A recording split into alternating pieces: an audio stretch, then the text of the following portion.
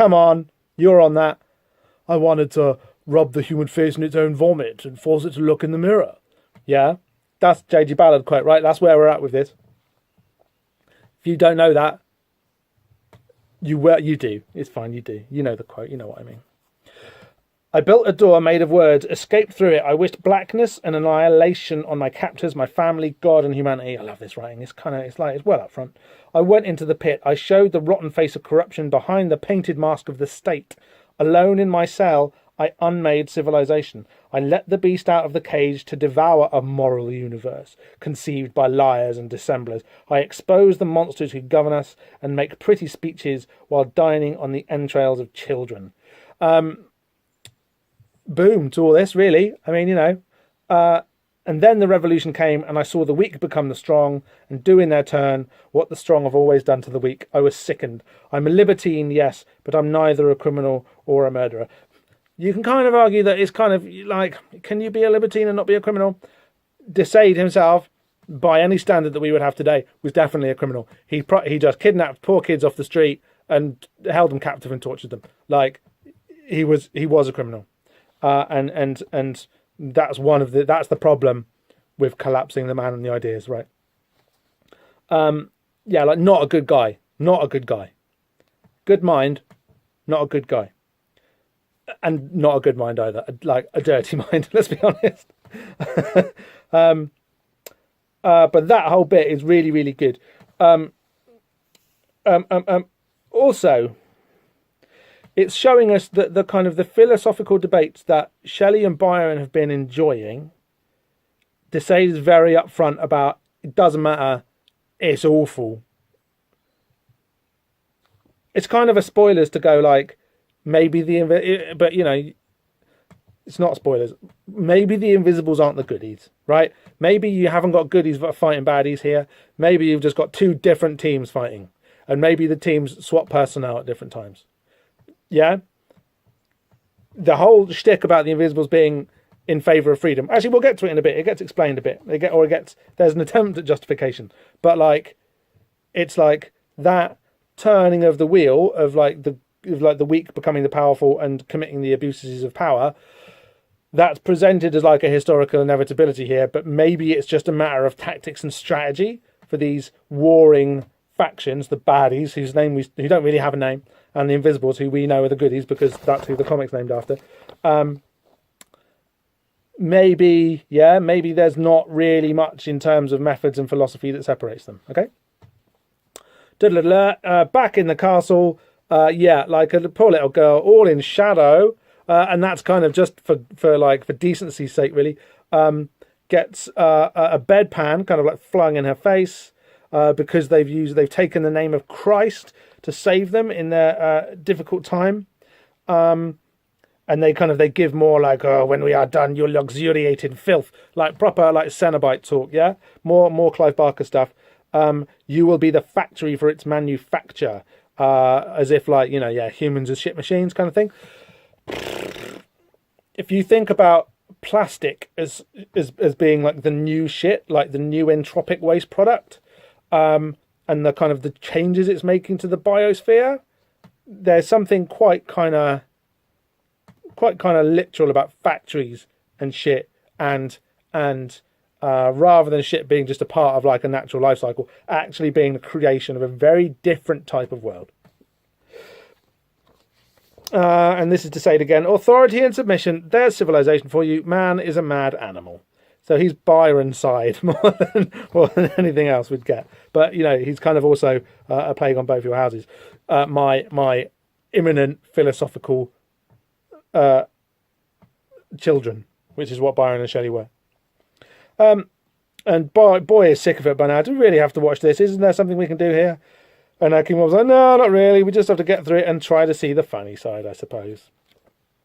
Like, it's like I say, good writing. Like, the way that he's managing tones here is very 90s, but also the way that it does encourage you to laugh in the face of horror, is a type of freedom that people today, the discourse, it forgets sometimes, not totally, but like, the freedom to laugh at stuff is quite important. I'm definitely not supporting the you-know-who's getting covered in the milkshakes in any way here. Those, like, fuck those cunts, honestly.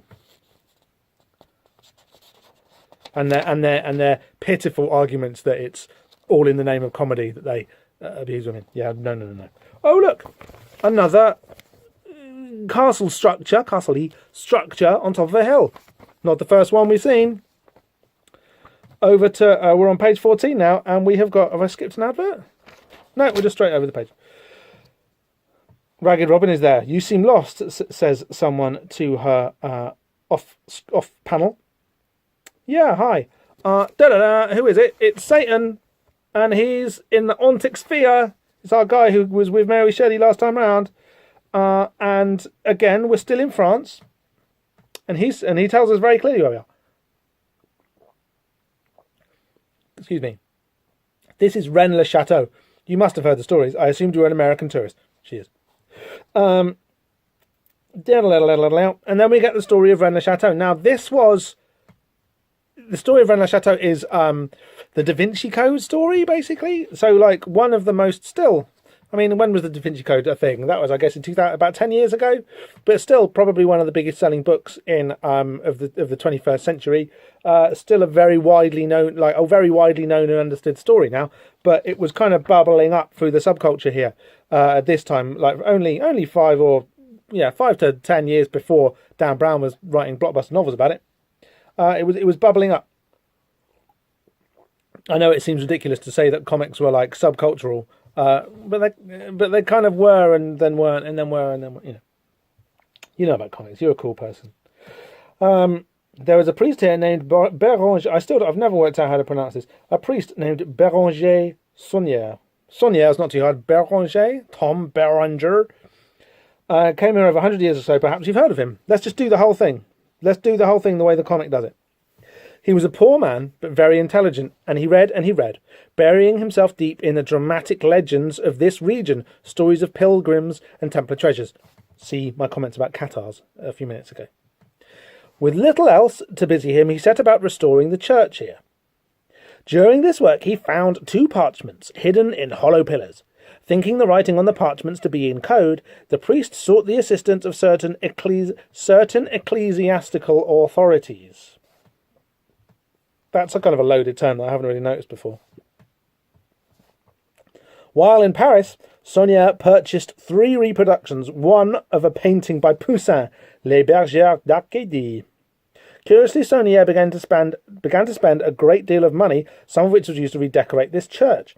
He installed a series of strange painted plaques and erected a statue of the lame demon Asmodee. Above the lintel, he placed an inscription in Latin. This place is terrible. Get into a little detail here. And then he leaves the story lying there. He says, the story is popular with tourists. They like its strange resonances, its intimations of unknown wonders and treasure. Who wouldn't wish to find buried treasure? And yet, how often hidden treasure turns to slurry and dross in the light of the sun. So, he's kind of recapitulating Desadian philosophy as we've just been presented it here. And off she disappears into the shadows. Remember, the shadows are where we confront the unconscious and learn about symbolic culture. Yeah, where we start civilization. Little detail, worth shouting about. So apart from all of the chess stuff, it's worth saying that he wasn't playing chess in the coach beforehand. It was a very rattly coach, remember. You wouldn't be able to play a game of chess in there. But he's playing chess now, which is another one of the ways we know that he's the devil, because the devil's great at chess, right? Little detail here. So it's all of this is true. There is an inscription at the church at Rennes-le-Château that translates to "This place is terrible." It's a quote from Genesis. When Jacob is kind of comes face to face with God for the first time and kind of wakes up from his trance, he says this place is terrible. The translation of terrible, terribilis, basically from the Latin. I'm not sure what that would be in Greek or Hebrew even, or whatever it was that Jacob, if he was real, would have spoken. But it doesn't mean this place is terrible. Oh, terrible. It means this place is it's much better translated as in like modern idioms as this place is awesome. This place is amazing. This place is literally filled with the sublime. This place is where I met God. No messing, I met God here. This place is terrible. So to kind of give it like a demonic twist like that and connect it to the Asmodeus thing, isn't that fair in a way? But okay. So he actually shows us, or they've actually drawn the lintel here. It looks like it's been done. It looks like Jill Thompson and Dennis Kramer probably left that little panel blank, and that it was probably done by, do I want to say Daniel Vozzo? No, sorry, Clem Robbins, who did the lettering. And there's an interesting typo, or is it? Remember, we're in conspiracy land. There's no such thing as typos. There's just hidden intents. Terribilis est locus este. This place is terrible. At the actual, in real life, the Church of Rennes Chateau, and all over churches where this inscription is to be found, like this place is where you meet God. Remember, is what it means. It's spelled. It's este, or Terribilis est locus este, is spelled iste. Yeah. So that's the is from this place is terrible. Here it's spelled este with an e instead of iste with an I, which is how it is spelled in real life, how it should be spelled. That's not the first. Did I mention this last time? I think I maybe did, but that's not the first time we've had the word este in radically different contexts in this issue. Actually, not that radically different context. On the same page or even in the same panel as this guy. Este is the name of, like, remember? If I did mention this last time, if I didn't, I'm mentioning it for the first time, so you don't have to remember. Este is the name of, like, a Renaissance, an Italian Renaissance family, the Estes, of Ferraro, I want to say, but I think they had a big branch in Venice as well. Basically, big money, not just big money, but like big money infrastructure that kind of morphed through marriage and time into the House of Hanover, as far as I understand, like a German aristocracy, who then went on to, in the House of Hanover, who kind of were contemporaneous with a lot of this tackle that's going on in, not actually in Silling, but in Desade's time and in Shelley's time and in Madame Roland's time. They had a run of 4 kings in England. They built the town that I'm sitting in now, pretty much. Loved, like, cracking bunch of lads, loved the party. They weren't that great, really. One of them was properly mental. The other one is only good because he liked to party and left everything else alone and allowed Parliament to consolidate power over him. But the Estes can, they can trace their way back to like proper, like deep Roman Empire kind of like leading families. And if you believe a lot of the stories around this stuff, and apologies to Mr. and Mrs. Este out there, I'm sure you and your children are lovely people. Not just financed the like modernity, if you like, but also developed a strain of occultism. Basically, they paid for the early tarot cards. They were patrons of the arts and of early medicine, when the arts and early medicine meant you had a bunch of sorcerers working for you, basically, who developed the techniques, or kind of like the non-folk traditions and techniques that we have now and that we call magic and occultism. Right? All of that tackle, all of that anti-papal, anti-state tackle, all of those Enlightenment-ish ideals of moving power into a rational integer like money and detaching that money from ownership of land, rights for women, democratic accountability, the desire to do something else with whatever that else is, we'll discover in this comic one day. A desire to establish something else than the European order in the New World, in the Americas. The Este family is behind a lot of these streams. And their name, coincidentally, keeps popping up in scenes in the past couple of episodes with our boy Satan here. Now, I haven't read ahead. Like I say, I'm not reading ahead in this month-by-month read, so I haven't read issue 8 yet. But if the word Este pops up in issue 8, I'm right. At the moment, this is me being conspiratorial and seeing patterns where there may not be any. If the word este pops up in issue 8, I'm definitely right. Okay. If it doesn't, I might still be right, but we can't confirm it just on the basis of this, or the evidential basis of this comic book. Sorry. But I could still be right. More on Asmodeus later. Get to him later. Okay, we're back in the castle over the page on pages 16 and 17 on this spread. Oh, and yeah, maybe speaking of the essays, we've got these. Okay, so the 4 months that they were locked themselves up in the castle, they explore the 4 passions in this order. This is back on page 1. The 4 passions in this order: simple, complex, criminal, and at the end, murderous.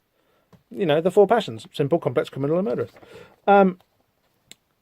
We're at the murderous stage here. This is kind of towards the end of the Castle of Silling's time, which luckily for Desaden Boy and King Mob means they're going to kind of move into the next step of the kind of the journey home. We have this kind of slightly like scarier but sexier Madame regaling them with another one of her stories. Well, not another one of her stories, but with another story.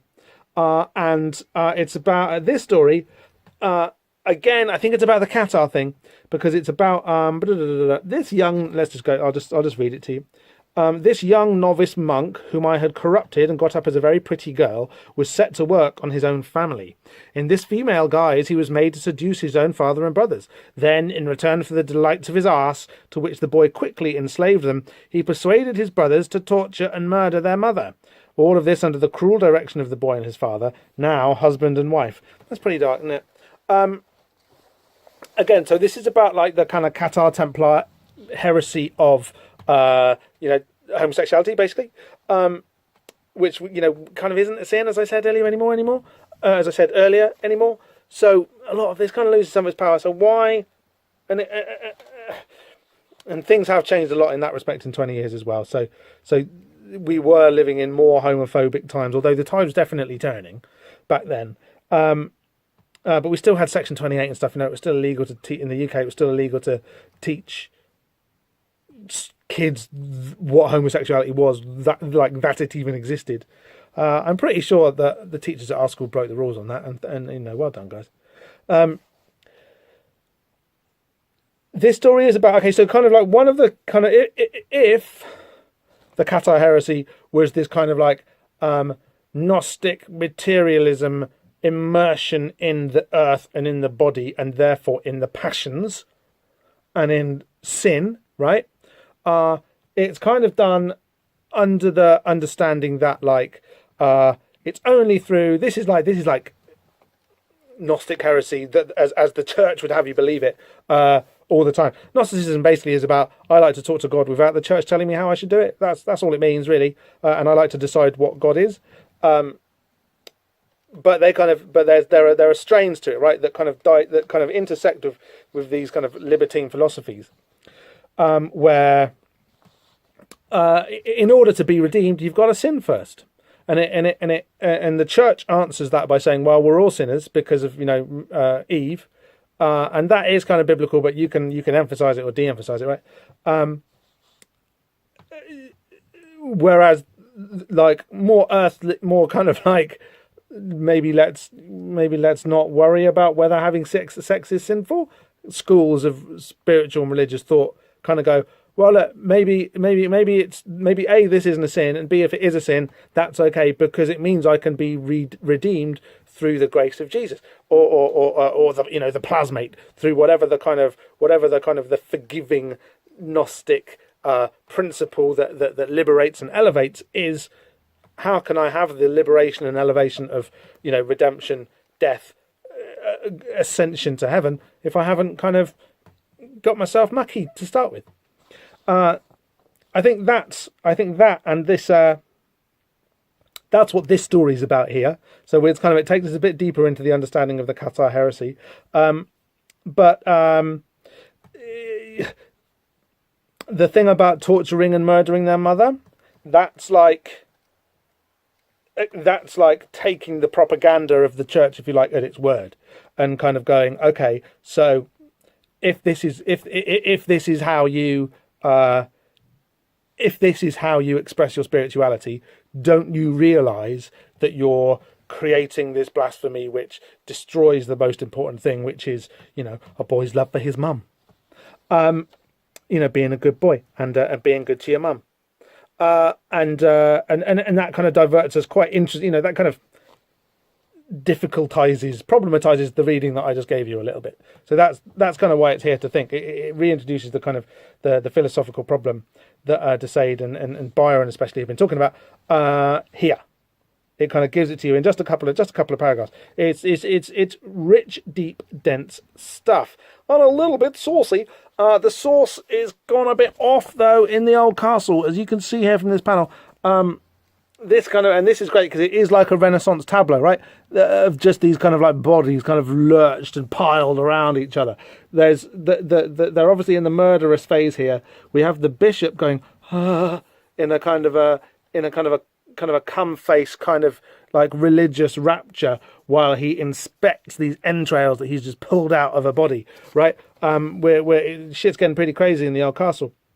Although this woman is taking it in her stride. She's again dressed anachronistically. Like I told you like I told you in the previous earlier, I haven't seen Sallow, but I'm thinking that she's probably dressed like that because she's looking kind of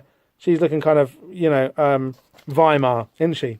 So I'm thinking that her cabaret vibe is a nod to Pasolini and Sallow there.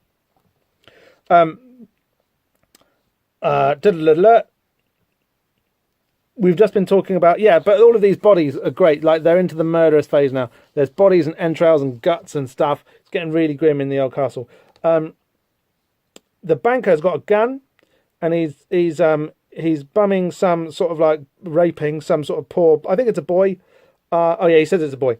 4 months, and still we have not touched the boundaries of what is possible. If I could but make this boy pregnant in defiance of all nature, then at the culmination of his unnatural labour, I'd discharge a bullet into his guts. It's like, dude, calm down.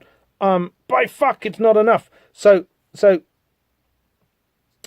that leads on, obviously, from what we've just heard about the boy who was a young monk, remember, like a young seeker of esoteric knowledge. We can take that to mean who's now kind of tricked his dad into marrying him, and presumably trying to, the implication there is that if they're husband and wife, they're trying to create new forms of life, new forms of family being, and the banker here, which isn't a horrible idea in itself, that you can kind of that male couples, obviously not father and son couples, but that male couples can form new forms of family, or not male but same-sex couples. The banker then quickly goes, yeah, don't worry, it's like, we're not doing it for interesting social reasons. We're doing it because we want to blaspheme against nature itself. We want to touch the boundaries of what is possible, which goes quite deep into explaining his psychological motivations and how our psychological motivations do come up against the brick wall of body, right? And his desire. But yeah, the kind of the child sacrifice vibe here, the kind of the mass sacrifice vibe here, that like deep satanic magic shit here. Yeah. Child sacrifice, whether it's your child or someone else's, yeah. And also just mass sacrifice. These are the tools by which the state, and when I say the state, I mean the dukes, the bankers, the bishops, and whoever the other one was, the judges. That's how their power is maintained and expressed. Yeah, through mass sacrifice and child sacrifice. If it's your own child who you happen to have got pregnant on a boy, that's super powerful magic. But other than that, you just pile up the bodies. Yeah, that's how you maintain your power. It's very highfalutin to kind of say that there's like a symbolic like magic involved in that. You're basically just killing the people who disagree with you. It's not trickery. It's just assassination. It's just brute politics, right? And then they get out the black box, and again it kind of we kick ourselves up a notch here into the weirdness. This could come from Sallow. I haven't watched it. If you have watched Sallow and want to tell me that there is a bit that does this weird like nuclear trigger pantomime in it, then please let me know. But I haven't watched it. I have read the entry on Wikipedia though. It doesn't say anything about it ending with this weird kind of like nuclear annihilation thing. I think this is a bit of Morrison original, and I think it's great. I think it works really well. So they wheel on the monolith from 2001.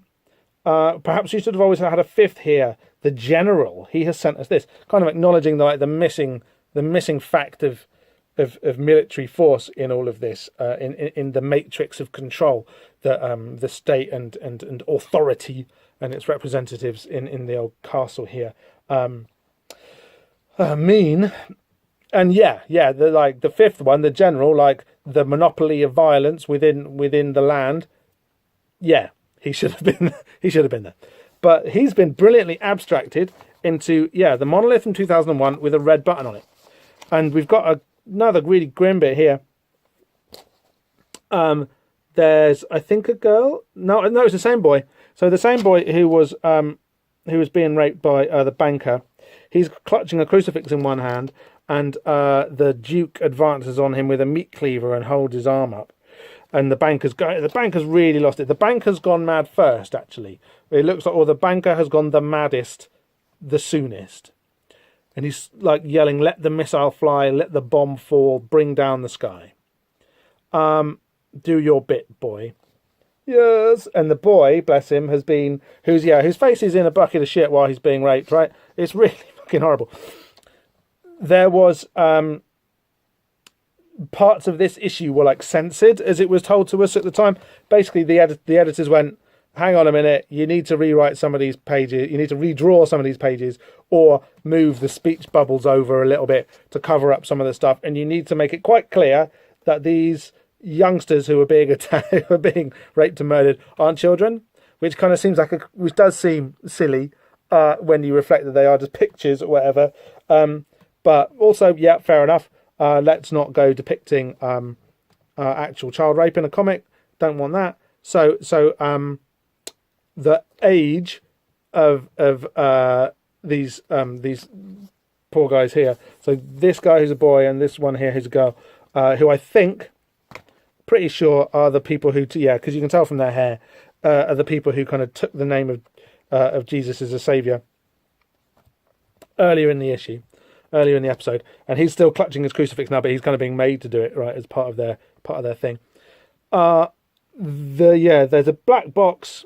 It's got the nuclear trigger in it, so that excellent, telescoping of time again. They're going to force the girl to push the button, to trigger the nuclear apocalypse. Do your bit, boy, he says. He's being expected to sacrifice himself here. That's, as we say, that's how they maintain their power. And then as she's being pushed as she's being cajoled into pushing the nuclear button, there's a scream from off panel, and look, you can see here the Duke has cut off the boy's arm while he's been clutching a crucifix, while he's been being raped, and the banker's now got his arm, and this is all part of their sort of grim final tableau and their kind of ultimate blasphemy. They're gonna destroy the world. They're gonna shit all over creation by unleashing nuclear apocalypse. This is I'm going to bet that this isn't in Sallow. I reckon that this is pure Morrison, because this motif of nuclear terror comes up in his work again and again, especially in The Invisibles. It's a real thing. And anybody who grew up during the Cold War, especially kind of in the 80s, where it had its last kind of like hurrah, that nuclear paranoia thing, before the end of the, they escalated the Cold War to the point where it was like, whoa guys, we're really going to have to solve it now because we don't want to all die. Anybody who kind of lived through that and all of the noise about what nuclear apocalypse would look like, it was unforgettable, and left deep scars on a whole generation, Morrison included. They basically, and they're so desperate to kind of cover up their own tracks in a way. They're going to destroy the entire world because they have realised that their murderous passions are still meaningless. And the only thing that they can do, which kind of matches the depths of the depravity of their vision, is annihilation. Yeah, is the end of the world. And they do it. They push the button, and it's like shit. Or they make her push the button with her tongue. It's very dark. And like I say, this was rewritten or redrawn. I mean, to make it clear that this isn't like an actual child doing this. They just look like a young person. And we have over on page 18. You get the air attack, the air raid warning. You get kind of in a like reverse shadow, reverse chiaroscuro. You get the nuclear annihilating light splashing out and whiting out. Remember when Dane whited out? When he had like an entire panel, an entire page to redraw his consciousness on? Back in issue 3, these poor miserly bastards only get a panel of it there. And it's, the panel is kind of besmirched by their own nuclear burnt on the wall shadows. And only the judge is left to kind of deliver their coda for them.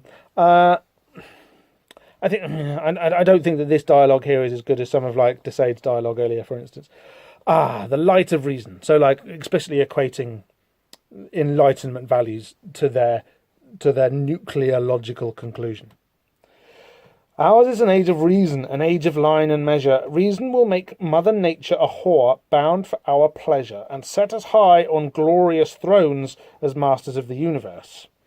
Thrones, dominions, demonology stuff. If the demons were as bad as the demons, if demons are as bad as the church says demons are, this is what they'd be like. Going back to the invocation that Etienne was doing, the Four Kings invocation in the previous episode. And and he's obviously directing. He's kind of he's talking to the reader here. He's talking to me. He's talking to you. If you were given leave to do anything at all, with none to judge or punish you, none to say enough, no more, how far would you go? Further than we have gone? Look at you. You wanted it. What did you ever do to stop us? Guilty. All guilty. Now, I think we're supposed to think that there's an element of truth in that, and kind of on one level, on one fairly superficial level, there is. There's a lot.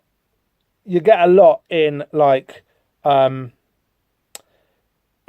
get a lot in kind of like comic book philosophy of people going, you bring it on yourself, man. It's like you could be free if only you wanted to, but there are structures and they prevent people from being free, and the victim of that structure isn't responsible for it.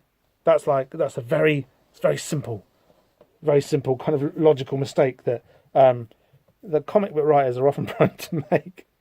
Bless them, love them, but like being a comic book writer isn't the same as being free from the wheel of karma. It's just not. Look at you, or free from oppression, free from like psychosocial oppression. It's not. Guilty, all guilty. Fade to black.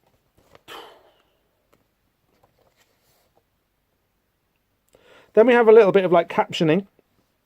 This is kind of, I think this is like the same narrative voice as we had talking us through the endless moment of the guillotine during those brilliant massacre scenes that we had. Not massacre scenes, the brilliant execution scenes that we had in the previous episode. And it says, the last strange snow of winter falls. Geiger counters click and chatter. Ticking getting slower, receding, becoming quiet. Spring is coming. So a lot of this has been, as you'll have noticed, a lot of this has been like theatrical. It's been set up like a play, even to the point where we've had Desade and Boy and King Mob kind of watching from the rafters. The real life castle of Sitting, I can't remember what it was like. It's like Chateau Orléans or something, which is like the Desade family seat. He had it converted into an amphitheatre, or he had part of the grounds converted into an amphitheatre because he loved the pot. He wrote plays, many of which are lost to history now. In fact, all of them, I think. But he loved to put on dirty plays and invite his posh mates to come and watch them. those that were kind of scandalous enough themselves to be seen in his company. So this is like play instructions. The whole Brechtian device that I alluded to earlier, that's made quite explicit here. We've got snowflakes. You know what they do these days? They just dissolve when chat show hosts just say what's real. But they're fractals. Here in the ontic sphere, we still have, so in fact probably more than elsewhere, we have self-similarity at macro and microscopic scales. You can always look on the bright side. In the end, it's just a big joke, isn't it? At this point, it's like King Mob uses humour to not have to think about like stuff, yeah. Because he's just a kick-ass assassin. He loved it. It's nice how so we're moving from the whiteness of extinction into the whiteness of release from the horror, the end of the play, and life comes back. We see it symbolized in these daffodils. Daffodils are stars, remember, that we get here, but also reality first of all starts to put itself back together in these fractal shapes. Then the guy, it's snowing. It's snowing, but actually it's spring. It's sleeting. It's washing away the snow rather than more snow coming. That doesn't quite work because the winter's ending, so why would it be snowing again? And spring is happening, and the daffodils are coming out. Again, I don't really want to. I'm sorry to have to read out quite so much of this, but this is the depths of. This is about as deep as it's going to get, Invisibles wise, I think. So it's worth kind of going over with. It's worth just taking it at its word and reminding ourselves of what it's saying. In the end, this is back to King Bob. In the end, it's just a big joke, isn't it? They've got all that power, but they can never get out of the castle. They can't even imagine a way out. And Desaid corrects him. He says, "My ending was different. My libertines returned to Paris unmolested and unpunished," which, if you think about it, would nicely undercut in some of the ways that I was complaining about some of the lessons about the revolution from the last episode. If Desaid was if Desaid is saying Paris is the power structures of Paris are full of these evil men, he's welcoming the revolution implicitly, right? He's not saying these men don't deserve to have their heads cut off. Desaid again, what do you want? What's this all about? We're like, what's in it for you, basically? And King Mob says to him, "We want to remind people where the exits are. That's all. We want to show people how to make their own exits, even if they have to use dynamite." So yeah, escape from the wheel of karma, but from the wheel, like the temporal wheel of karma, yeah, from social restriction, personal restriction, as it is lived and as it is. And then Boy says something, and I don't know if she's being sarcastic here. She says, "And we want them to love us for it," which seems like a weird thing to say, doesn't it? There's not like a selflessness in their mission to remind people where the exits are and show them how to make their own exits, even if they have to use dynamite. It's not enough that they would kind of free humanity. They want humanity to love us, to love them for it. That's a tricky one. That's a problem. I think Boy, after all she's seen, might be just sick of this bullshit and saying that sarcastically, because it betrays this weird kind of needy narcissism that the avowed selflessness of the Invisible Project may not have. I think that might be where it's going, because Desaid's reaction is like, Jesus, he is like sick of these two idiots that he's kind of trapped with. Mad. This world is mad, and I'm mad to live in it. And then King Mob, I think it is, says, because I think he can speak French, whereas Boy kind of can't. I agree. You're going to love San Francisco. The guys are off to San Francisco. And again, Daffs. Narcissi. Yeah? Remember what I just said about Boy. But also Daffs, they mean spring. They mean the old thing going away and the new thing coming up. Is San Francisco the new castle of Silling? We're going to go there. We're going to find out in the next issue. But we've still got some more pages to go in this issue. Over the page, onto page 20. And we have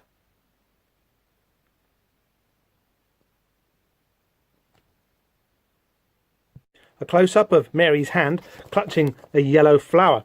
Yeah, we're back in Venice. We're on the Ponte d'Esperiti with Byron and Shelley and Mary and the Hopners.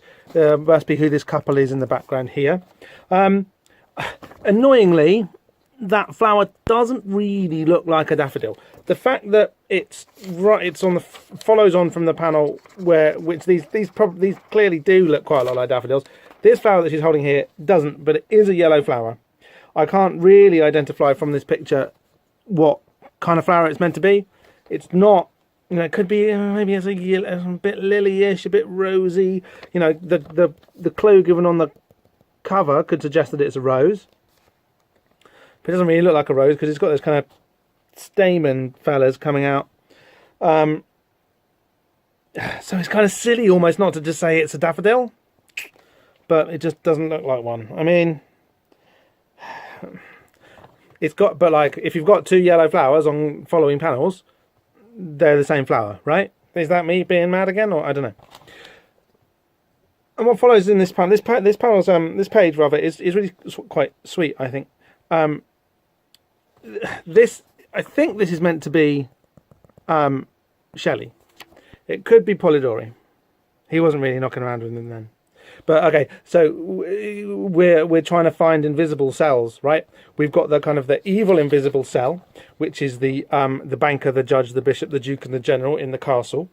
Even though the general's usually not there because he's off fighting a war, and these rather than these being kind of roles that the individual invisible would pick for themselves. On the bad guy side, you always step into these pre-crafted roles, right? You're always either a banker, a judge, a duke, a bishop, or a general.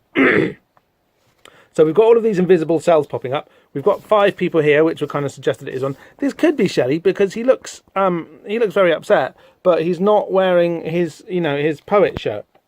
So let's just say it's Shelley. But we're looking for these invisible cells.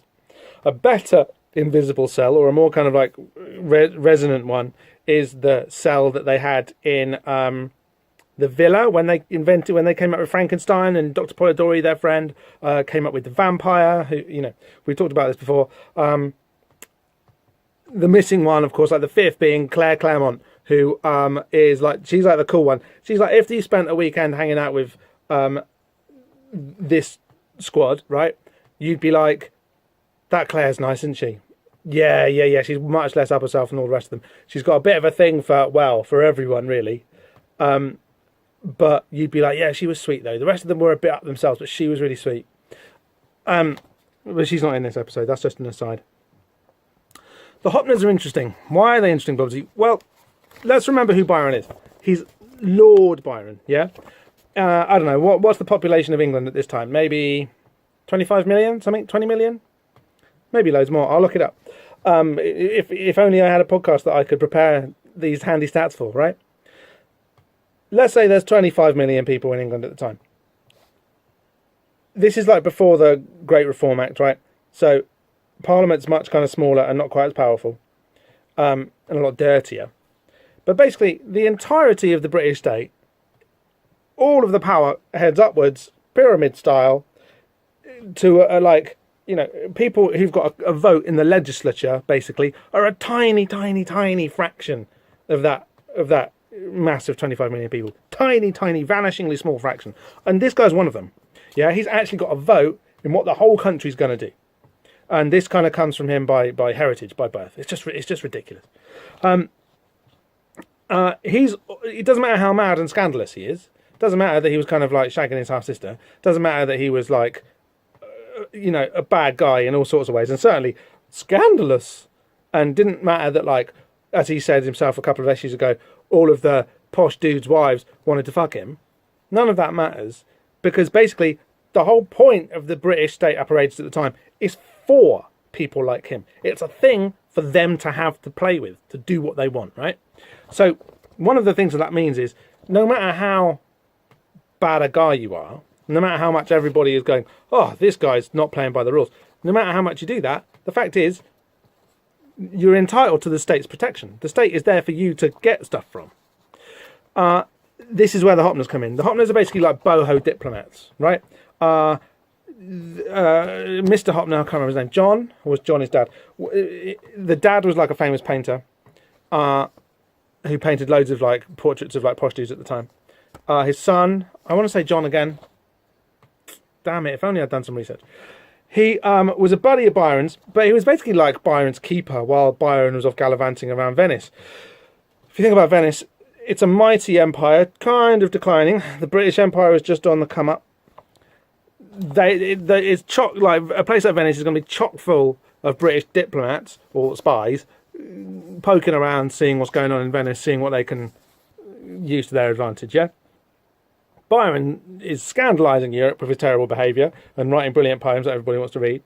He rocks up to Venice. Hopner, who Hopner's like I say, there's this intellectual lineage thing again, and Hopner's dad was friends with like a literary critic who was a great influence on Byron. Hopner's like, oh hey man, no worries, I've got a house between Ferrero and Venice, and you can just stay there for nothing. Because not for nothing, he had to pay, but that's fine. Byron's got loads of money coming in from his poetry and from his estates. Yeah, you can just stay in this like brilliant house in northern Italy, which is just beautiful, and don't worry about it. So the Hopners are there, kind of, to facilitate Byron doing his thing. They're also there to keep a bit of an eye on him, make sure he doesn't do anything too bad, because after all, no matter who Byron in his body and in his brain is, his importance to the British state actually just stems from his title and his heritage, yeah? Which is where it gets really interesting. It's where it gets really interesting. Because the Hopners' secret mission, if you like, what they really wanted, they wanted to get custody of Byron's daughter, who was after all, entitled to a bit of a share of Byron's name, his title, and his da-da-da. A bit, like it was tricky for stuff to pass to women, but not impossible. Whoever she married would be laughing, basically. Although there was an older daughter, Ada, Allegra, this second daughter, who I'm pretty sure was in Venice at the time, as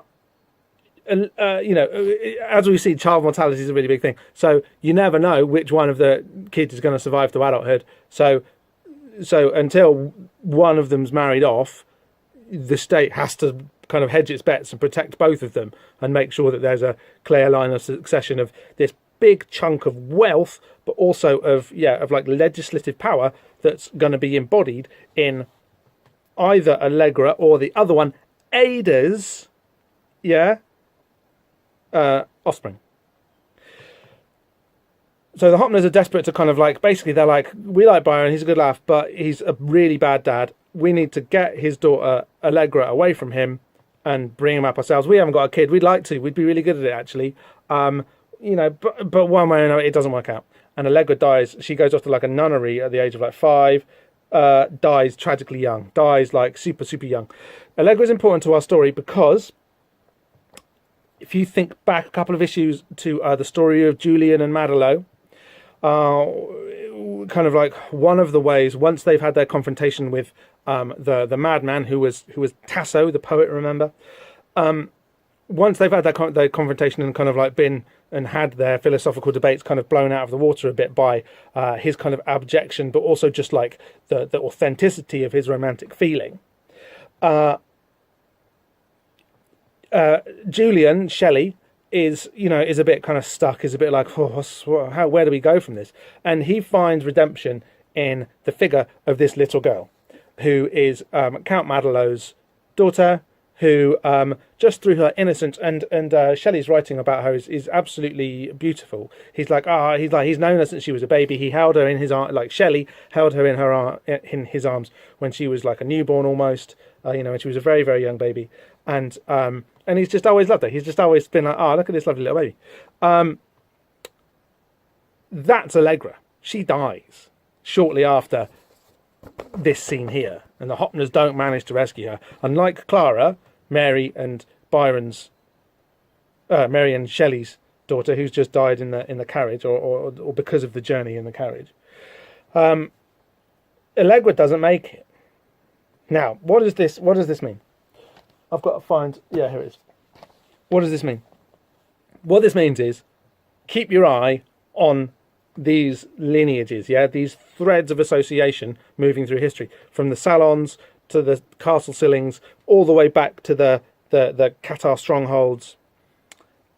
All of this stuff is about what these people's vision of the future, of the way that the world could evolve, was going. Now, whatever they say about their poetry and the way that that has inspired and changed the world ahead of them, there's also their children to consider.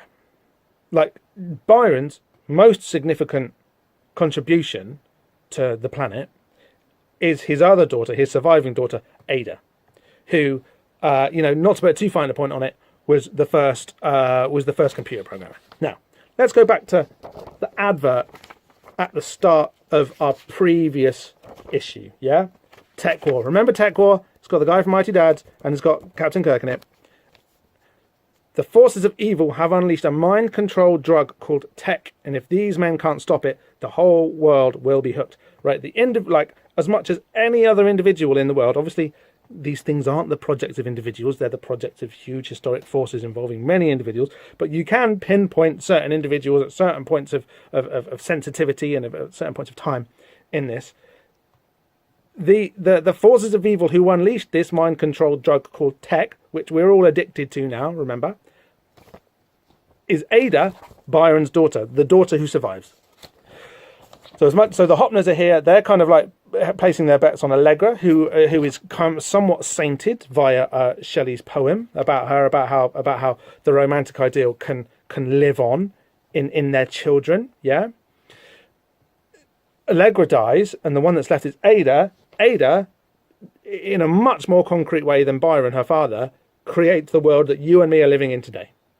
Like, the devices by which I'm communicating to you, it comes down to Ada, Byron's other daughter.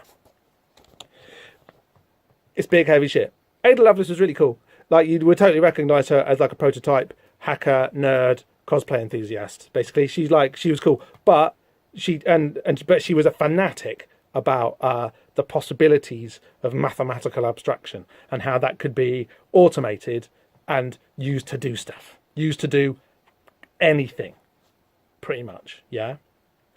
And she had, and beyond Babbage, who was actually like building, who was like a fine craftsman building, a smart guy, obviously abstract and conceptually as well, but was kind of like into making the kit.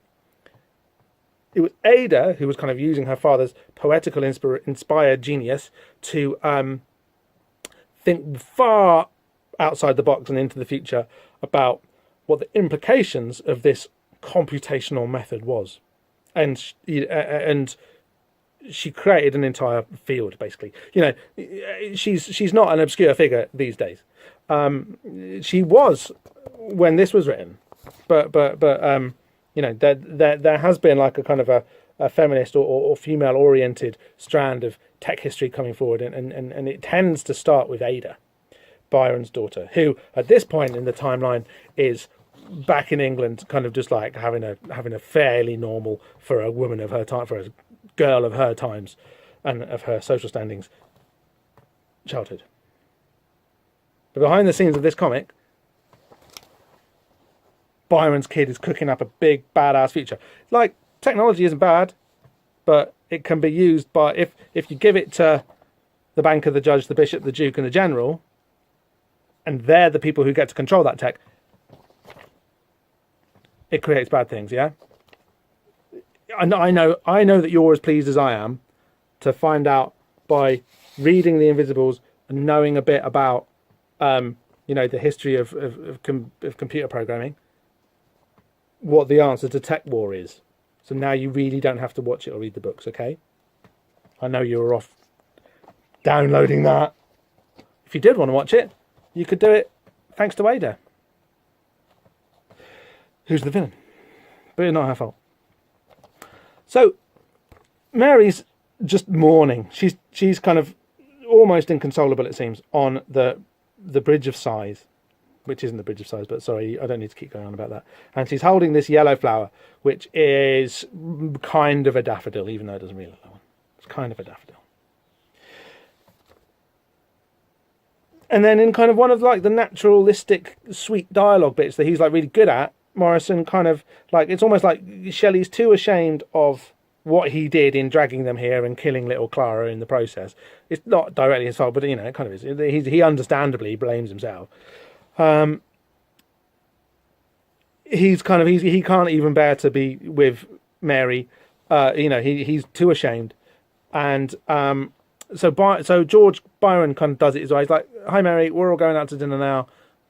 Do you want to come? Or we're going to the gallery, the Academy." And he's also and George is kind of he's being like a pig and not giving her a chance to mourn really because he wants something from her and he wants her to do the role that they had kind of taken her for granted as having, which was that she had good handwriting and would write out fair copies of their latest poetry that they'd scribbled all over, because that was kind of what women did. And she was like, "Yeah, man, I'm totally going to make loads more famous book than any of yours." Oh, and on the way, this is George, so he's trying to kind of like cajole her back into not getting over her grief, but just kind of, life's got to go on. Like, you've still got to eat, you've still got to come, and you've still got to be with us because we still love you. So come on, Mary, come with us. And it's nice. The dialogue's nice, and just kind of the body language through Jill Thompson's drawing. It's like it's good little storytelling. And he says, "Oh, and on the way, I would like to give you the manuscript of Mazeppa, my new poem. I had hoped that you might have time to fair copy it for me." So, not wishing to harp on too much about this, I mean, when I don't have Byron and Shelley to talk about anymore, what am I going to talk about? I don't know about anything else. A minute ago, while they were waiting when it was still raining, when they were waiting on the bridge for Percy to get over his melancholy. Oh, I see. Yeah, Percy has got a waistcoat on there and there. So yeah, the colouring's a bit off in the continuity between Shelley's waistcoat here, which is kind of muddy brown, and here where it's black a few pages earlier. But okay, let's just go with it. This sad-looking guy on the bridge with the Hotmers is Shelley. Where was I? Yeah, okay. So previously we had Shelley talking about one of his poems, which was The Revolt of Islam, right? AKA Leon and Sidney. Now Byron has mentioned one of his poems, Mazeppa.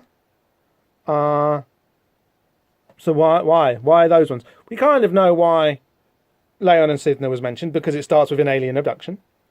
But why does George mention Mazeppa now? Why are we being given that as a breadcrumb to follow?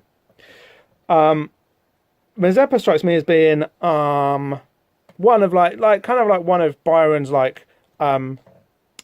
kind of tossed off singles that he would put out. It would go to number one. It'd make him a load of money. Everyone would remember that Byron's still a thing. We love Byron. Brilliant. All of his fans back home would be going crazy for it. Not just back home, but all over Europe. They all love Byron. He was a star. Mazeppa is about is about Mazeppa, the Ukrainian freedom fighter, who is still a very controversial historic figure, but basically rebelled against the kind of like the Russian-oid power structures to try to build Ukraine as like a unified state. Yeah, like I say, still like a figure of Ukrainian independence for good or ill. That's pretty contentious territory these days still.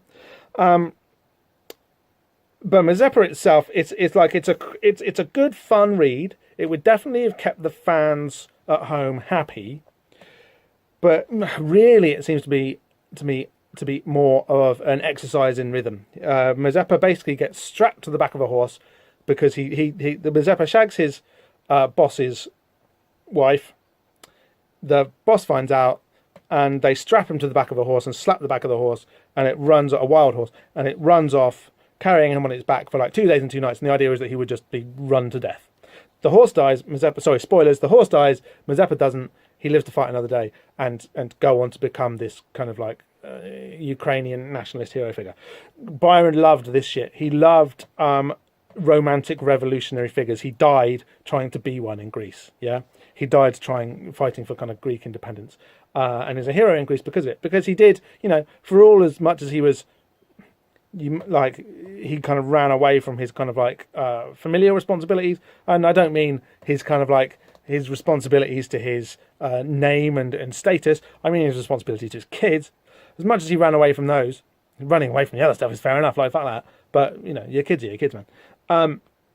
They have meaning because they're nice, right? Not because they signify your lineage. Maybe if you're an aristocrat, you do. This is why, guys. This is why the class structure is a prison for everyone, even the people at the top. That's why the revolution seeks to free them from that burden too, because they're put in a position where they can't even like their kids, because their kids don't just mean this nice little person that I know. They mean this kind of weight of responsibility and duty and this weird historic prison that that's passing through me and into them. Maybe that's why they don't like their kids.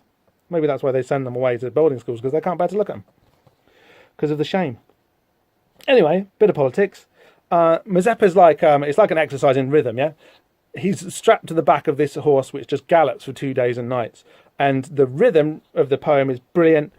It carries you along, and you're kind of like, yeah, I'm being carried along by this poem in the same way that Mazeppa is being carried along by the horse. And as an exercise in rhythm, and as just a kind of a fairly casual example of Byron being like, I can do this poetry stuff, mate. I can do it. Watch, it's kind of like a really good performance. Yeah, I don't think beyond the obvious like freedom fighter association, it's terribly important to the invisible cosmology in the way that Shelley's alien abduction is. It's a ship with wings that travels really fast over water. It's like it's proper Roswell, right? In Mazeppa, he's being carried away by a horse, so there are kind of like symbolic resonances there. But they both have this particular motif of which obviously they were both into at the time, that they'd both kind of seen and gone, yeah, that's cool. Either they'd actually been together and seen this happen, or Byron had picked up on it from Shelley's poem and gone, oh yeah, that's meaningful. Or a third reason, it's part of their secret invisible code that they use to spread, is this interesting motif that's in both poems of a bird fighting with a snake. Now, we're not going to go too far into that because it is an aside. God knows we've had a lot of them. It is an aside, but like if you were going to update the bird fighting a snake as a motif of invisible 90s paranoia conspiracy lore, you'd have the bird, like is the Anunnaki, yeah, fighting the snake, which is a reptoid, yeah? So you've got, I'm not saying angels and demons, and I'm not saying that angels and demons are aliens, but they are. But I'm not saying that. I don't even really think that. It's more complicated than that. It would be nice if it was just space aliens, right? The battle between the reptoids and the feather creatures, yeah? That's what that is about. So that's a nice aside.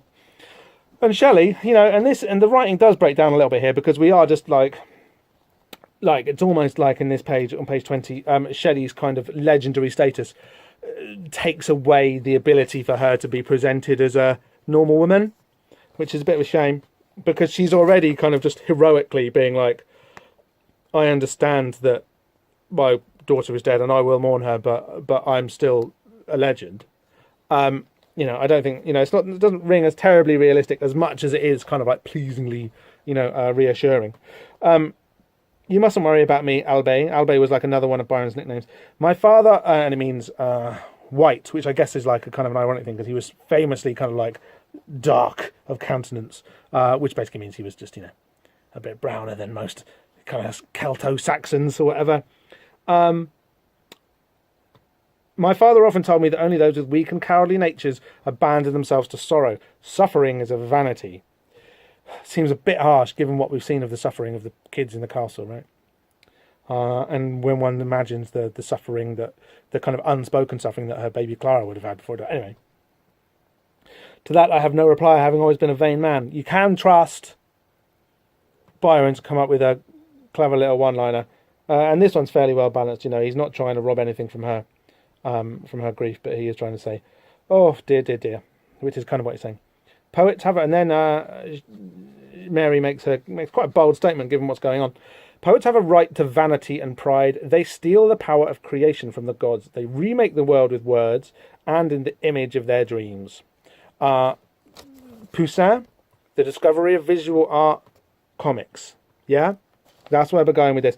But also, really interestingly, she's got this yellow flower. We're going with daffodil, remember? And remember, we know that daffodil means stars and also like the heart of the soul. She takes these petals and drops them in the canal, where it lands either on or by this gondola. The gondola is a little bit like the thing that abducted Shelley in his poem, except it had wings. Okay, but you know, these kind of bits on the end of gondolas, they're a bit like wingy structures. And from my memory of Venice, the gondolas do have quite a lot of them have faces on the front with like and wings at the back. You know, it's a hella angel kind of place. Is old Venice.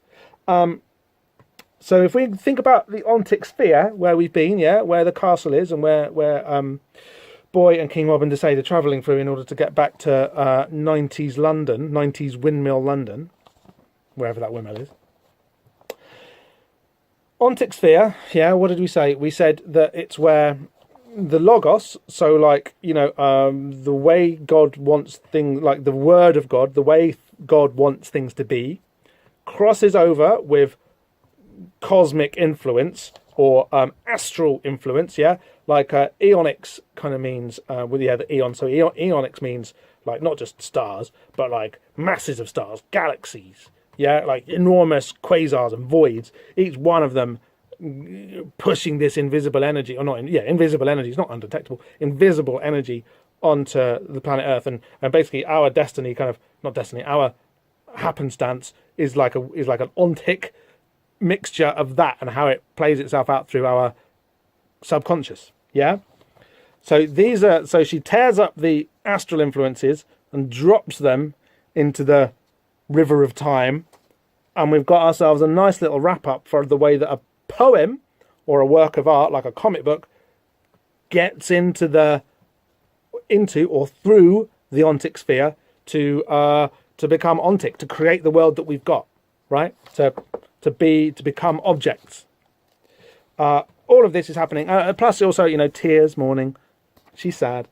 She's right to be sad. And come with this caveat, which again is bordered with shadow. Yeah, the shadow that's been giving us that frame, that kind of that reference point outside of ourselves, which is, as Poussin described it in his painting, the founding moment of thought and art and civilization.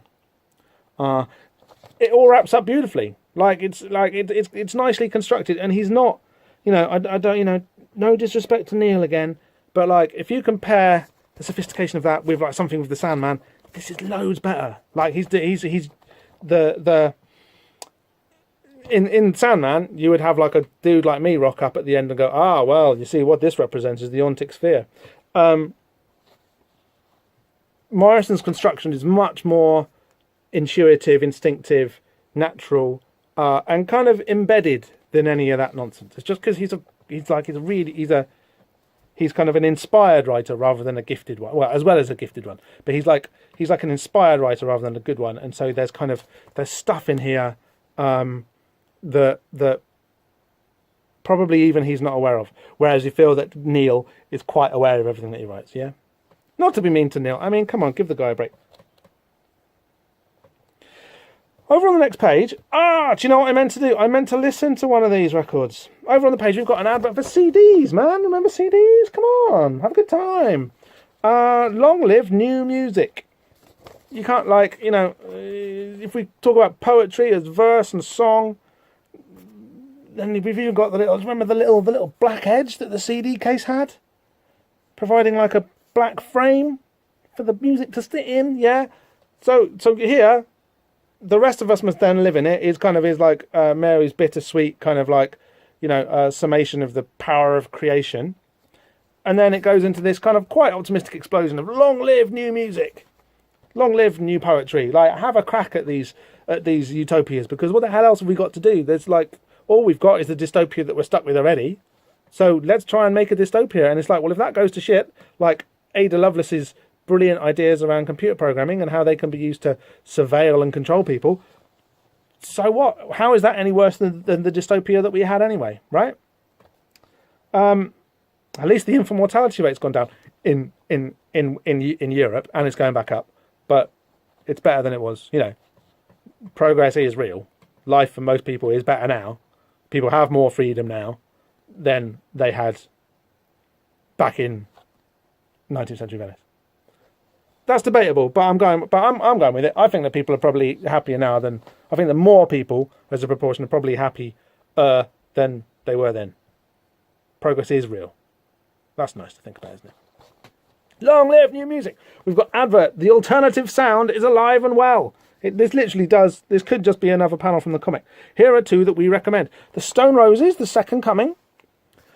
I don't care what you say. I know that it makes me like a terrible 90s kind of dad. I think that the Stone Roses, I think that The Second Coming is every bit as good. Well, maybe not every. My favourite songs, my favourite Stone Roses songs are on The Second Coming, not on the first album. Driving South and Love Spreads. Don't care what you say about I Am the Resurrection. Those are my favourite Stone Roses songs. And they're on this second album, which has got another couple of alright songs in it. But, John Squire spent 5 years listening to Led Zeppelin, basically, and going, how the hell do I make my guitar sound like that? And he does a bloody good job of it. And also, because of the rest of the band, who've got this kind of, who've got a pretty decent rhythm section, and a singer who just can't sing, and just kind of has that kind of scally groove thing. That's all he does. It's weird that Led Zeppelin's got this really sort of dynamic and active rhythm section and vocal section, and it all just kind of pushes forward. And Squire is forced to weld the Zeppelin guitar dynamics to this kind of like shuffly, this kind of like chilled out shuffly groove, and it absolutely doesn't work except for on these moments when it does. And Driving South and Love Spreads are bangers. There's no two ways about it. They're just great. It does work on those ones. So that's my opinion on the Stone Roses, and I don't care how sad that makes me. I did not listen to the Rancid album Let's Go. I remember that is this the track? I only know one Rancid track, and it's called Time Bomb, I think. And it's like a kind of a story of an angry young skin punk. Yeah, they're like ska skin punk band, Rancid, aren't they? Called Let's Go. Yeah, kind of. This was terribly quaint at the time. This was the Stone Roses were like an overblown joke at the time because they'd spent so long bringing out their album and it wasn't as good as everybody kind of thought it would be. But they built it up way too much. And Rancid had presumably just signed to like Geffen or whoever's paying for this advert, and they had a kind of a near hit in the UK with that song Time Bomb. Rancid are, I'm sure, like, I bet they're really good live, and I know that they've got a huge, or at least very, very loyal fan base, and they're kind of, they're still massive in that punk scene, right? Like, they just are. I genuinely wanted to listen to this record because I thought that there was every chance that it could be alright, but I didn't. Oh no, it's on Epitaph, not on Geffen. I reckon that Epitaph is probably it's not an independent record label at this point, is it? It's probably like a subsidiary of a major, let's be honest. $11.99 and $12.99. For some reason, you're paying an extra $1 for the Stone Roses. That still sounds pretty cheap to me, because in British money back then, $12 would have been about £6. You'd have been paying 14 in Woolies for those. It's not fair, is it? Oh, they are on sale though. It's a sale that ends on February the 19th. This comes out, this would have come out in time for these, for you to have gone down to Sam Goody's Music Land. Brilliant name for a record shop. It's probably just a chain, presumably, obviously. Available at all Musicland Sam Goody stores nationwide. Whether it's music, movies, laser discs. Asterisk, laser discs are available at select locations. Typo there, at select doesn't have a space between the words of run on. Or accessories, we're the names to know in entertainment. Rancid, and it's nice, right? So it even works. Like, sometimes these adverts just work, like the Tech War one, but also like this one. We've got this kind of like dialectic between dystopia and utopia, kind of like resolving themselves in like romantic recursion, right? You're like, we're like poets are trying to create, they're having these revelations, imagining better worlds, and then watching those worlds go to shit, and then doing it again. This is literally it, still happening. So you've got like the Stone Roses' second coming. So obviously the kind of the religious overtones and the kind of the self-mythologizing overtones of the name of the album is big enough. They've been away for 5 years. They come back swaggering in their way with this kind of huge, great promise. You know, this kind of like, you know, this like God level promise of a great new rebirth. And what happens? It turns rancid. Okay, literally the advert is a part of the comic, and it's good. And I am sorry for not having found the time to, or not having remembered or found the time to listen to that Rancid record, which I'll give it a go. I will give it a go. Okay, we're back. Okay, over the page 21. We spent a long time talking about page 20 and an advert there. I'm sorry about that. We're on to page 21. We're back in the windmill. We're going to rip through this one really quickly because, oh yeah, look.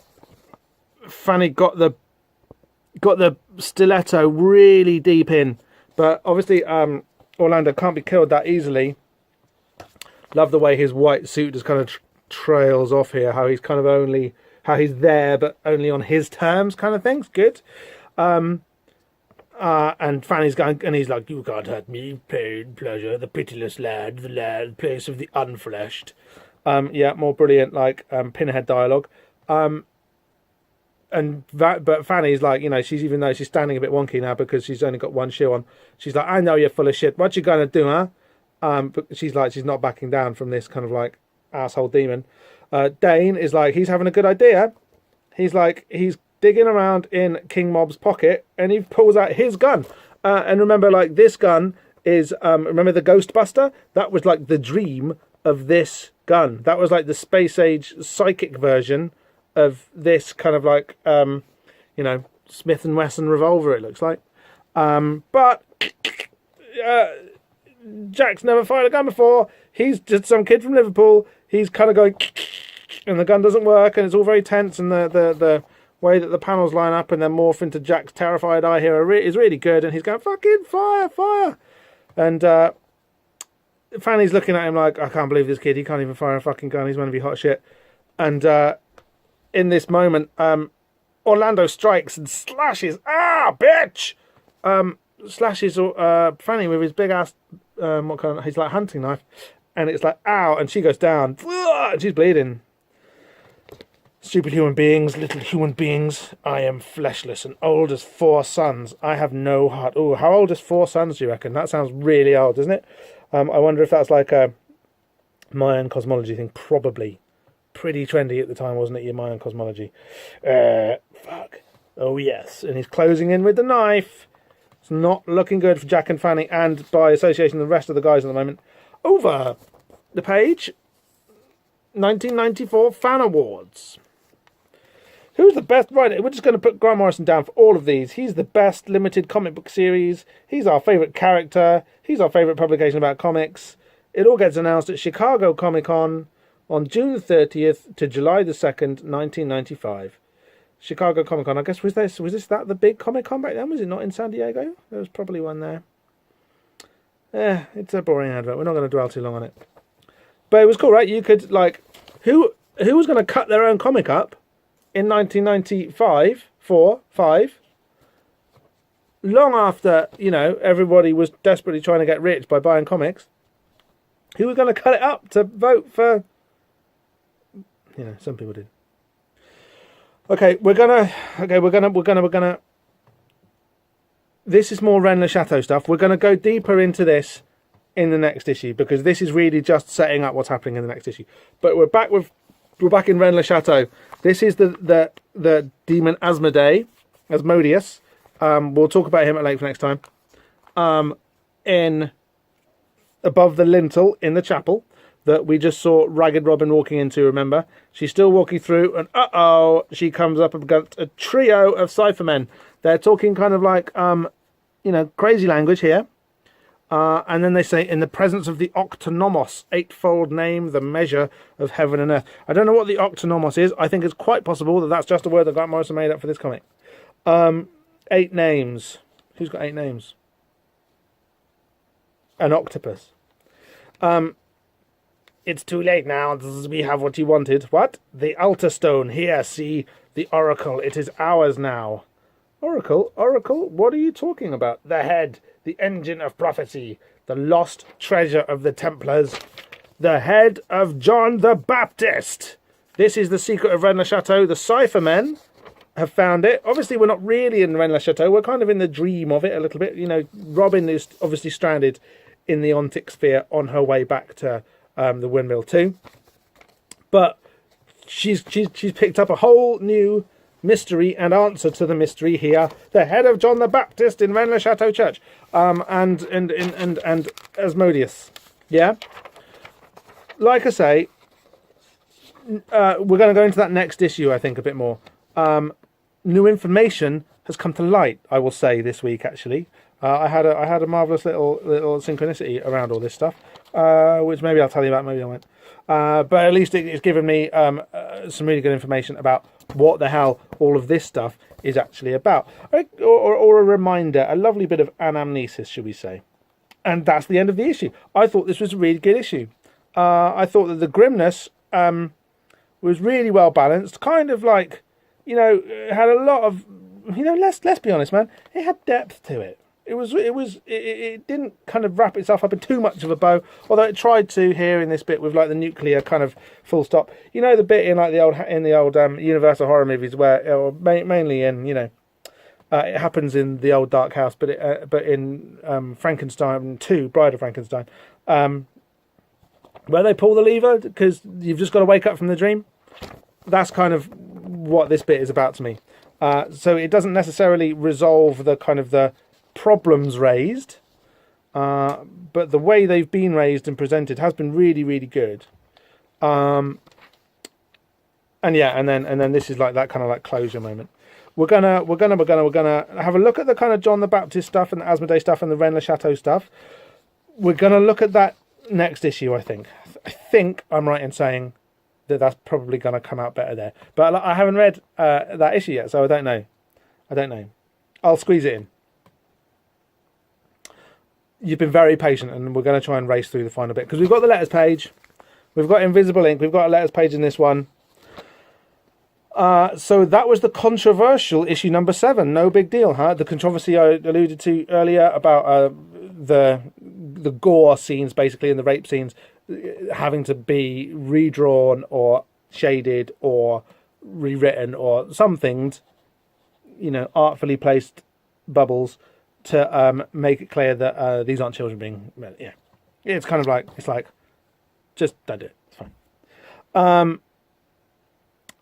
I'm always surprised, so, you know, I suppose. I'm always surprised by the number of letter writers who want to see lists of my reading reference material. This is Morrison's intro editorial, obviously. On the grounds, I tend to resist these requests on the grounds that they provide nothing more than the opportunity for me to flaunt my intellectual bona fides and show off how clever and well-read I can pretend to be. Bless him.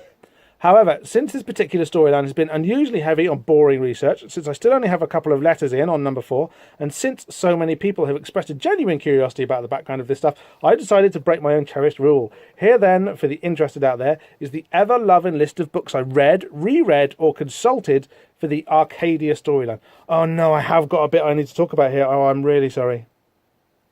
You're going to be stuck with me for another 10 minutes at least. And then there's a good list here.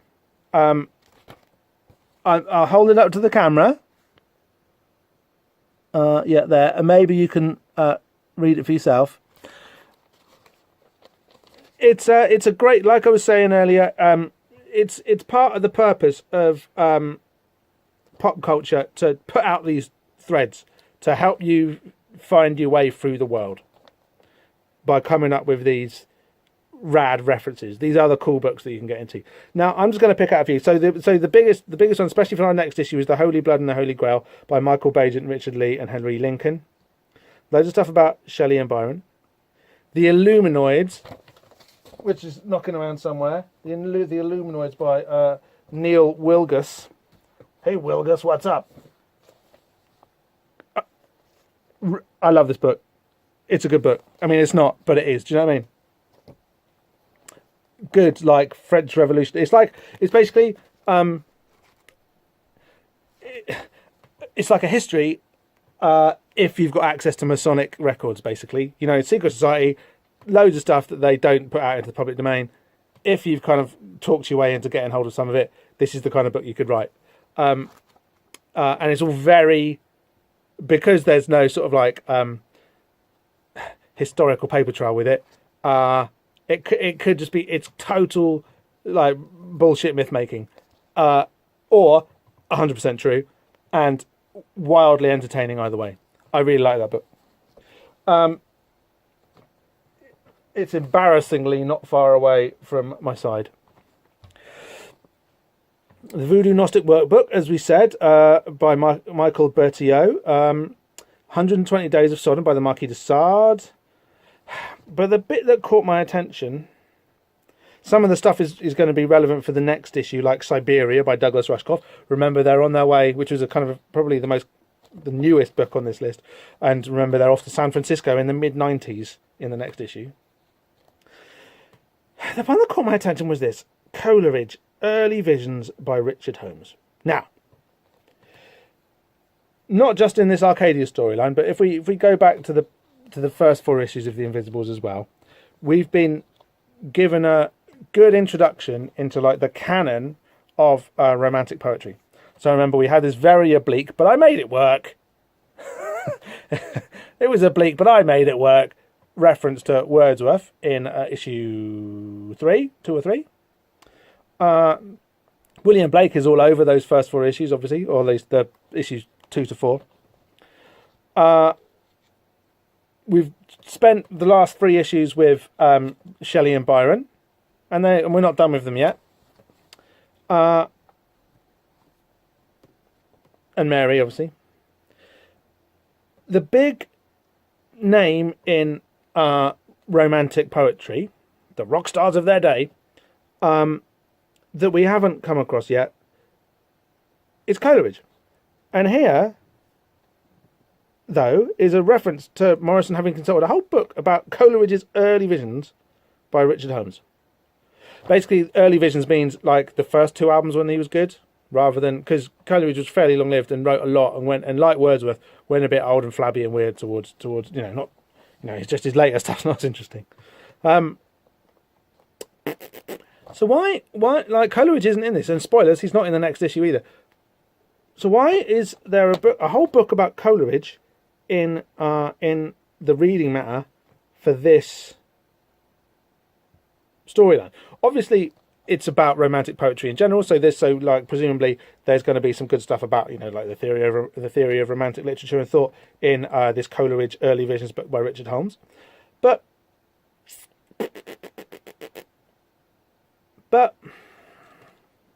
why Coleridge there in big terms? I'm going to tell you why, because I know. Coleridge has to be left out of this kind of survey of the invisible romantic imagination, because he was the only one who saw Ada Lovelace coming, basically. Out of all of them, Coleridge has got that kind of, and everyone always goes, he was a junkie because he was like a pretty bad opium addict. And my understanding of what that kind of addiction can do to you is that it flattens everything out. You only care about one thing, and that's the addiction. And it gives one a very kind of cynical, if you like, view of the world. It enables you to go, none of this is real or true or important. The only thing that's real and true and important is my addiction. And by that, he was able to see in his kind of flattest moments the romantic project turning to the dust that it would. He obviously didn't foresee the computer age coming, but he knew that within the romantic imaginary that him and his immediate contemporaries, his friend Wordsworth, his inspiration Blake, and his the people he came after him, like the new wave of romantics, which was Byron and Shelley, he could see that there was something a bit rum about this project and that it was going to go bad. And in Kubla Khan, most famously, he expresses it like, Sorry, in Ozymandias. No, hang on, that's Shelley. In Kubla Khan, he gets the ruin of that, especially the way that like Kubla Khan doesn't even get finished. Rime of the Ancient Mariner is a banger too. Like that's kind of like more fun than all of the rest of them. In Kubla Khan, like the vision of glory is cut off by a man from Porlock. Where was Ada Lovelace when she was writing her early code on her summer holidays? She was in Porlock. Fact. A person from Porlock. It's not even a man. It could literally have been Ada Lovelace's ghost from the future. Yeah, so the reason that Coleridge is important, the reason he's missing, but the reason that he couldn't be included, the reason he's the invisible romantic in all this, is because his work carries this trace of brokenness better than all of their work, yeah? That kind of sense of it not gonna work is in Coleridge. And that's why it's excluded here, I think.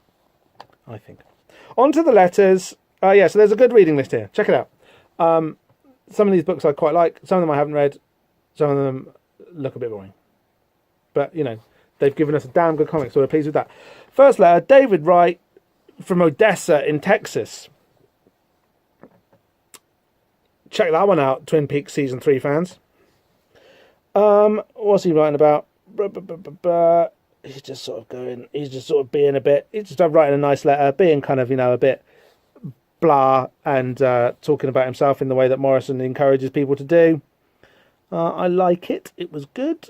Oh no, that's funny. I was just asking whether Comic-Con took place at San Diego, and he's saying here in this very letter, yes, he does. Secret Handshakes, Moon Shadow, Doom Patrol, Moon Shadow. I've not read Moon Shadow. Oh, okay. Oh, this is good. Okay, so the guy said, David Wright of Odessa, Texas, says, I kind of came up to you at the San Diego Con 94 and get my Doom Patrol book signed, but I would have enjoyed a spoken word or two, maybe a hello mate. Do you chaps really say that? We do. Or a secret handshake, but understand given the circumstance. So did he sign it without even saying, hi, thanks?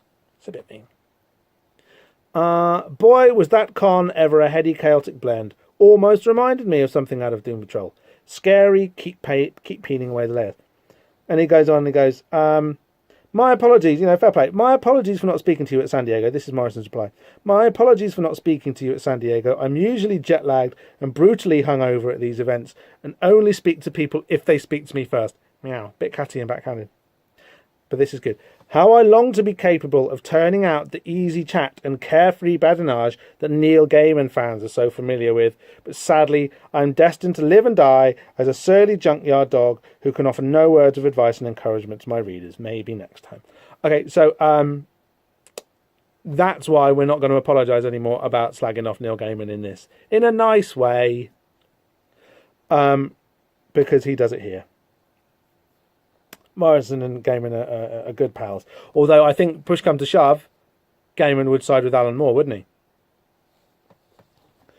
The next letter is brilliant because it's written by a guy called Spunkmeyer. A Spunkmeyer is an ancient British word which means one who has got spunk in his eyes. He's from Paranaque in the Philippines, 22 Palm Spring Street. Yeah, he's kind of talking. Tis I. Yeah, he was a letter hack. He's a letter hack like Charles Sperling before that we've had. Yeah, tis I, Grant Spunkmeyer, who used to write deathless and rather queer missives to the Doomsayers column back in your DP Doom Patrol days. Before I go on, I must tell you that I enjoyed Zenith. You see, he lays out his fan credentials here. He definitely read a lot of Grant Morrison comics. Arkham Asylum, Swamp Thing, Mystery Play, Sebastian O, which are all kind of fairly recent and contemporary with this, and explore a lot of similar themes, if themes is your thing. It kind of is. He mentions Joseph Campbell and William Burroughs as well, he might. Talks about the like the psychogeography stuff in the earlier issues, and then kind of, does the clever thing of bringing it back to soap opera with a Melrose Place reference. I like the Invisibles. It is good. He says, nice to hear from you again, Spunkmeyer. It's always heartening when someone notices stuff like the Joseph Campbell archetypal patterns material. Any thoughts on Dane's recently wounded, capital W, hand, capital H, then? So Spunkmeyer's mentioned Joseph Campbell and William Burroughs. You probably know who Joseph Campbell is, don't you? You probably do. He kind of was one of those guys who kind of took a Jungian approach to critical narrative theory, and was like, the hero's journey. That's what I'm trying to say. The hero's journey, innit? The wounded hand. Morrison is obviously leaning into this Joseph Campbell stuff. The wounded hand is like a part of the hero's journey where I don't think it has to be about like the hand necessarily, but they have to bleed. Yeah, they have to open their essence to the outside world and let it, like, they can't remain a person bundled up in themselves. They have to sacrifice, and their blood needs to mingle with the dirt, basically, in order for them to show their commitment to becoming a better them by accepting part of their part as a wider reality. Also, in kind of shamanic practice, there you would often like some shamanic traditions, you would damage your hand some way, either like cutting off a finger to kind of give to the spirits in exchange for spiritual power. The idea being that like the hands are the means by which you express your physical power. So any corresponding weakness in your hands and your ability to manipulate the physical world is going to reflect in an increased ability to deal with the spirit world, where you don't need your hands, yeah, because spirits don't have hands. I mean, they do. They don't have feet, but you know what I mean. They don't have limbs that and appendages that grasp things in the same way that those of us with bodies need to do. On to the next letter by Mark Hayden Fraser of Oconomowoc, Wisconsin. We met him last week. I'm disappointed. I hate to admit this, but so far I'm disappointed. I expected more than a cross between Ian Fleming and Robert Anton Wilson, with a good dose of vulgar British existentialism thrown in for good measure. Sounds all right. Sounds all right. It's what we got. Sounds all right. The quirky humour of Grant's past work has so far been sadly lacking from these pages. Disagree. Replaced by hints of a pseudo-UFO conspiracy, and how many times the word fuck can appear on a page. What's your problem? This is all good stuff. I do plan on sticking around for a while. Got faith in Grant. Perhaps things will pick up and start moving into high gear. They haven't. Things have slowed down in the past 3 issues. He's talking about the first story arc. You wouldn't be surprised if he hated this. But I don't like Dane, plain and simple. He comes across as a self-destructed, thoughtless, rude and offensive little yob. Hang on a minute. So Mark Hayden Fraser had his letter in the previous issue too, right? Is he just complaining about Dane in that? Ah, no, he's not, to be fair. He hasn't written 2 letters about how he doesn't like a fictional character. He comes across as a self-destructed, thoughtless, rude and offensive little yob who certainly doesn't deserve or appreciate being shown arcane knowledge and or hidden aspects of reality. In other words, Dane's not that much different from other boys his age, something I was pretty much guilty of at that time myself. Still, Dane's raising and advancing of the spirit or not, it makes for dull reading to hear stuff like fuck and I love fucking explosions, man, all the time. Come on, Mark, chill out. Imagine if you had to hang around with someone like Dane in real life and see how quickly his shallowness would get on your nerves. That has happened in the comic. I mean, he wrote this letter before he'd read the past few issues where the Invisibles are getting really pissed off with Dane. Yes, he's realistic for his age and class, but that doesn't mean I have to like him, and I don't. Mark, shh, you just let your prejudice show a bit there, mate. Best of luck, I'll be watching. 2 letters in 2 issues, Mark. You must be up. This is Grant. 2 letters in 2 issues, Mark. You must be up for one of those acronymic awards Stanley used to hand out. Down. This is good, though, right? You'll be happy to know. I'm pleased to hear that you'll be hanging around. However, And you'll be happy to know that Dane won't always occupy centre stage. Unlike you, however, I'm very fond of the character and still intend that this series will chart his progress towards enlightenment. He's only shallow because he's had to be in order to survive, but surely self-destructive, thoughtless, rude and offensive little yobs are every bit as deserving of information and illumination as anyone else. More so, perhaps. Surely you don't believe that arcane knowledge is the sole province of sensitive, well-brought-up, middle-class boys with glasses and treasured paperback copies of The Lord of the Rings on their shelves? Hi, Tim. That's like another game and dig at Tim Hunter from the Books of Magic, who we've met in previous issues. Remember, with the jizz on his hand, yeah, the magic jizz, because he's just had his first wank. And obviously, Tim Hunter would go on to become Harry Potter. It's just the same idea. It's just the same idea.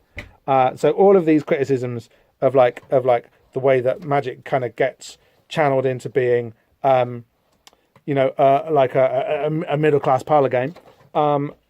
Those criticisms are entirely as valid now with Potterism as they were then with Timism.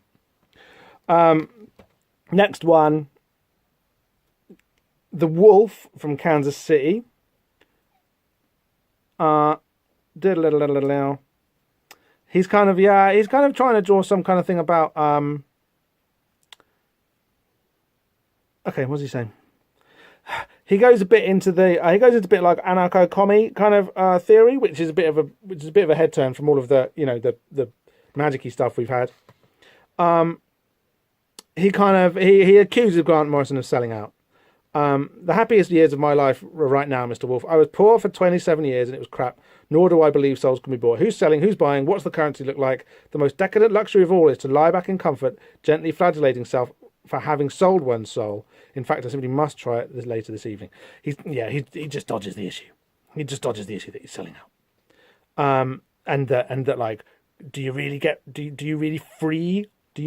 do freeness by going up a mountain and getting high on your holidays? You do, but also you don't. Okay, Keith Leahy of Lothrop Street, Pittsburgh. Lothrop's a good word. That's got a kind of a pinch-y ring to it, hasn't it? Dear whoever, what does he say? It's not a very good written. He's going to write a poem, and then he says, and then Morrison replies, when you've written that poem, send it into Sandman. They can't get enough poetry in that letters column, which is true. People would always be sending their rubbish poetry into the Sandman letters page, and it would always get written and always get published and be like, oh man, that was amazing. Really deep poetry, well done. And he's taking the piss out of that. So there's 3 game and digs in this letters page, which is great, because I was feeling guilty about doing a game and dig earlier, and now I'm not, because the comic has totally just said I'm allowed to. Whatever. Little list of Morrison comics you can buy. Next issue, How It All Turns Out. Dane and Lord Fanny v Orlando. Ragged Robin v the Cyphermen. King Mob Boy and the Marquis de Sade v San Francisco Rave Culture. Shelley versus Doubt and Melancholy. And the beginnings of a new nightmare for our gang to face. It's all happening. Sounds great. I'm going to be here. Swamp Thing in the advert. This is when, on the next page, this is when Mark Miller, kind of Morrison's friend and then arch nemesis, or are they? I think they probably are. Were working on, or shortly after when they were working on Swamp Thing together. Something's like a good omen. Something's like a good guy to have around. He's like a friendly spirit of the earth who's there to fight werewolves. And this is a nice little blessing to have him in the back of this Invisibles comic. Jamie Delano writing about ghost dancing in the On the Ledge editorial. What's this? I mean, yeah, I can't be bothered to read that right now, quite honestly. This has been going on long enough. An advert for Preacher. Preacher hadn't happened yet, but Preacher is there. It's the time of the Preacher, God help us. Garth Ennis, Steve Dillon, R.I.P. Covers by Glenn Fabry. Who the last time I saw him was drunk. We'll get onto that. We'll talk about Preacher in the future. It is like the kind of the scrappy younger brother of the Invisibles from a certain perspective. So we'll look at that. Jamie Delano, I like him. He's still around. His Twitter feed's not bad.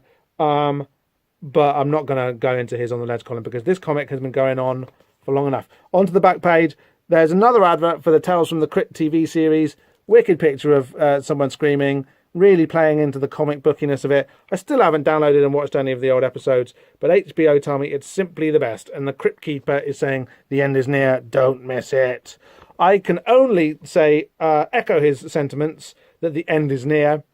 You'll be grateful to hear, because this one's been another long one. I'm really sorry. Don't miss it, by which I mean the next one, which is going to be coming at you in 1 month's time, where we're going to do issue 8, which I haven't got to hand, but I'll show you it next time. Thanks for watching. Love you lots. Do the Patreon thing if you're not watching this on Patreon. Let's be honest, no one's watching this. Like, no one ever makes it this far, even if they start watching it at the beginning with good intentions. If you could prove me wrong, bless your heart. Bless your heart. What can I say? I love you. Let's go for a drink. Cheers. Thanks for watching. Invisible as hell. See you later.